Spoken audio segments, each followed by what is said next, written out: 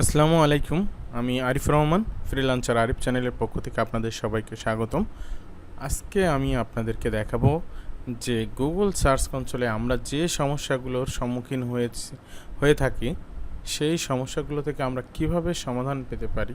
এখানে যে সমস্যাগুলো আছে, excluded by no index tag, page with redirect, not found 404, alternative page with proper canonical tag, এই সবগুলো নিয়ে আমি সিঙ্গেল ভিডিও তৈরি করেছি আপনাদের জন্য, এবং ভিডিওগুলো দেখলে আপনারা খুব সহজেই আপনাদের সমস্যাগুলো দূর করতে পারবেন। আমি আমার বায়ারের ওয়েবসাইটে সরাসরি কাজ করছি এবং আশা করি এই ভিডিওটি দেখলে আপনারা আপনাদের ক্লায়েন্টের ওয়েবসাইট থেকে কিভাবে আপনারা এই গুগল সার্চ কনসোলের সমস্যাগুলো আপনারা দূর করতে পারবেন। তো চলুন আমরা কিভাবে এগুলোকে ফিক্স করতে পারি। তো আজকে আমি আপনাদেরকে দেখাবো duplicate without user selected canonical, এই যে ইরর, এই ইররটা কেন আসে এবং এই ইররটাকে আমরা কিভাবে সমস্যার সমাধান করতে পারি। তো এই সমস্যাটি আপনার মূলত আসার উদ্দেশ্য হচ্ছে, আপনি যখন একটি পেজ তৈরি করে সেটাকে যখন আমরা ওয়ার্ডপ্রেসে পোস্ট করার পরে সেই পোস্টটাকে আমরা বারবার এডিট করি এবং পাবলিশ করি। এই পাবলিশ করা, এডিট করা, এই যে বারবার করার কারণেই আমাদের এই সমস্যাগুলো এখানে আসে। তো এই সমস্যাগুলো আপনাদের খুব সহজে আমরা এই সমস্যাটির সমাধান আমরা করতে পারি। এই পেজগুলো মূলত আসলে এখানে দেখেন যে পেজগুলো আছে, পেজগুলো মোটামুটি অনেক ক্ষেত্রে আপনার পেজের পোস্টের ইউআরএল থাকতে পারে, কিন্তু সঠিক ইউআরএল না। আপনি এখানে যদি আপনার বিশেষ করে যে সমস্যাগুলো আপনি ফেস করতে পারেন সেটা হচ্ছে, আপনি পোস্টের টাইটেল অথবা ইউআরএল চেঞ্জ করে দিলেন, দ্যাট মিনস স্ল্যাং। ওয়ার্ডপ্রেসে আমরা যে লিঙ্কগুলোকে স্ল্যাং বলি, সেই স্ল্যাংগুলোকে আপনি যখনই এডিট করবেন, এডিট করার কারণে আপনার এই সমস্যাগুলো এখানে আসবে। আমার এখানে যে সমস্যাগুলো আসছে এগুলো আসলে বাইরের একটা পূর্বের ওয়েবসাইট, সেই ওয়েবসাইটটিতে কাজ করে তিনি এই সাইটগুলো পরিবর্তন করেছেন, এই পেজগুলো এডিট করেছেন, যার কারণে এই সমস্যাগুলো এসছে। তো এইগুলো আমরা প্রথমে আমি একটি লিঙ্কে ক্লিক করলাম। এই লিঙ্কটা আমি আসলে মূলত দেখতে চাচ্ছি যে আমার ক্লায়েন্টের ওয়েবসাইটে আসলে এই ধরনের কোনো পেজ আছে কি না।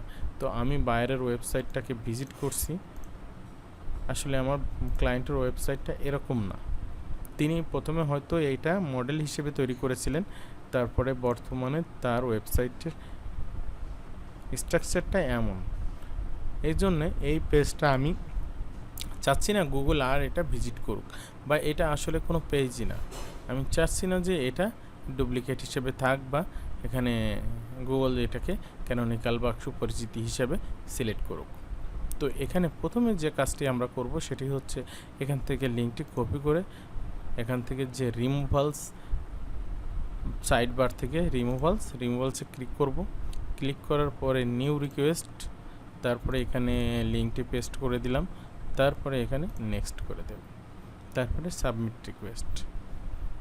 এখানে কিছুটা সময় নিতে পারে, আমার লিঙ্কটি রিমুভ হয়ে গিয়েছে।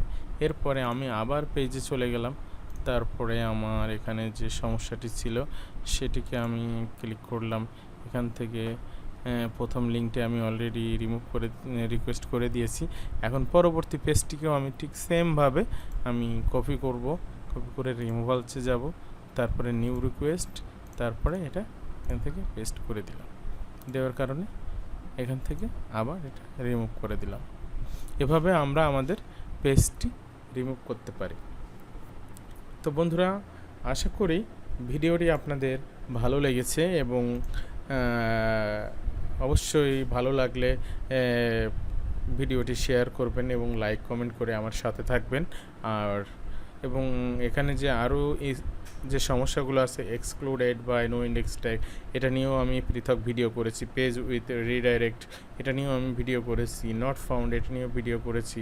Alternative page with proper canonical tag, এটা নিয়েও ভিডিও করেছি। এখন আমাদের এই যে পেজের আমি অলরেডি 2টা লিঙ্ক রিমুভ করেছি। এভাবে স্টেপ বাই স্টেপ আপনি সবগুলো, এখানে আপনার অনেকগুলো থাকতে পারে, আমার মাত্র 7টি পেজ আছে। এখানে আমি বাকিগুলো ঠিক সেমভাবে আমি সমাধান করতে পারি। কপি করলাম, কপি করে আবার আমি নিউ রিকোয়েস্ট, এখান থেকে পেস্ট, দেন নেক্সট। এখান থেকে সাবমিট রিকোয়েস্ট।